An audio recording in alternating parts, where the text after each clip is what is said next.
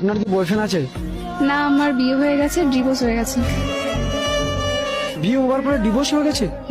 কয় বছর হলো বিয়ে হবার? 2 বছর। কেন ডিভোর্স হয়েছিল? রাগারাগি ঝামেলার জন্য ডিভোর্স হয়ে গেছে। ভুল কার ছিল? ভুল তো আমারই ছিল। ঝামেলা কার জন্য হয়েছিল? আমার জন্যই হয়েছিল, পারিবারিক দিক থেকে। তো এখন ওকে মিস করো? হ্যাঁ, ভীষণ।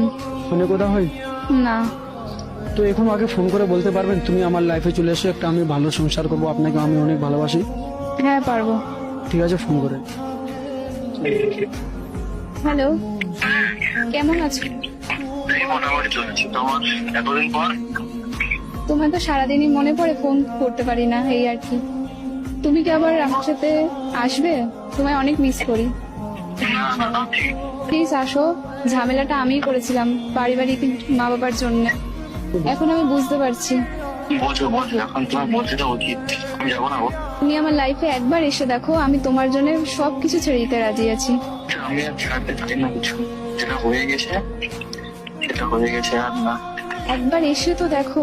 মানুষ একবার ভুল করে, তোমার না। বোঝো, তুমি কথা বুঝতে পারছো তো আমার? আমি ফ্যামিলির জন্য করেছিলাম, এখন তো নিজের ভুলটা বুঝতে পেরেছি। তাতে এখন আমার কিছু করার আছে আর? মানুষ তো মাত্রই ভুল করে, তুমি তোমার প্রিয় মানুষের ভুলটা ক্ষমা করে দিতে পারছো না? তোমার এই ভুলগুলো আমার বাড়ির লোক দেখে যায়, বাড়ির লোক যদি একটু শুনে আমার কি বলবে? আমি সত্যি তোমার জন্য প্রচুর লয়াল থাকবো। তুমি আমার মাকে মানাতে পারবে? বলো। সবাইকে মানাতে পারবো। আন্টি, একটা কথা বলবো? হ্যাঁ বলো। আমারই ভুল ছিল, আমি দোষ করেছি। এখন আমি আপনার ছেলেকে অনেক খুশি রাখবো।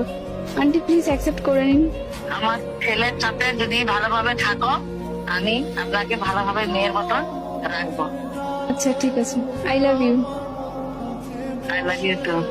আপনাকে এখন কেমন লাগছে? এখন প্রচুর ভালো লাগছে, শুধুমাত্র তোমার জন্য আমি আমার প্রিয় মানুষটাকে পেলাম।